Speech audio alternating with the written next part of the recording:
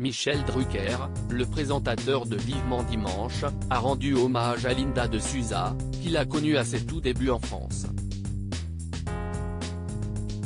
On a appris aujourd'hui le décès de Linda de Souza à l'âge de 74 ans. Une disparition qui a ému le monde de la chanson, et plus généralement celui du milieu artistique. La chanteuse est morte des suites d'une insuffisance respiratoire ce mercredi 28 décembre, alors qu'elle avait été admise à l'hôpital de Gisors, en Normandie.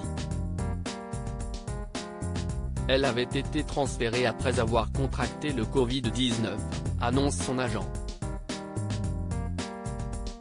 Michel Drucker a beaucoup compté pour Linda de Souza dans le communiqué annonçant le décès de la chanteuse. Son agent, Fabien Lecoeuvre, avait tenu à souligner la présence d'un homme à ses côtés, Michel Drucker.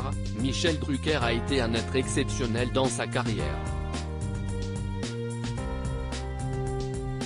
C'est lui qui lui a fait faire sa première émission de télévision, en mars 1978, juste après le décès de Claude François. À l'époque, celle qui n'est pas encore la star qui remplira les salles remplace le chanteur disparu quelques jours plus tôt, le 11 mars 1978, il ne l'a jamais abandonné, il lui a encore consacré une émission spéciale de Vivement Dimanche il y a quelques années. Ces mots ont particulièrement touché le principal intéressé, qui s'est exprimé sur le décès de Linda de Souza auprès de France Info. C'est quelqu'un qui a marqué son époque, qui a marqué les Français, explique-t-il. Je suis triste, car c'est quelqu'un que j'ai connu à ses débuts.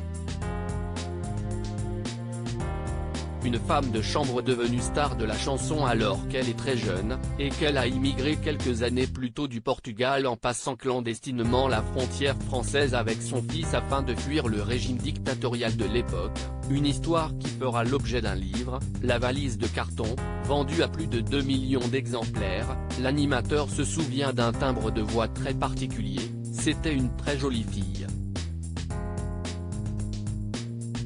Son parcours était touchant. Son histoire était sortie directement des Misérables. Le mot qui me revient, c'est le courage.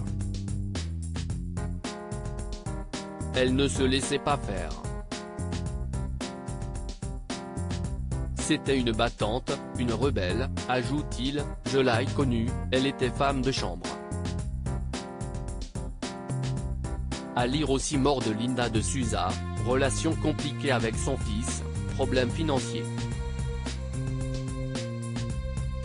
Les dernières années difficiles de la chanteuse.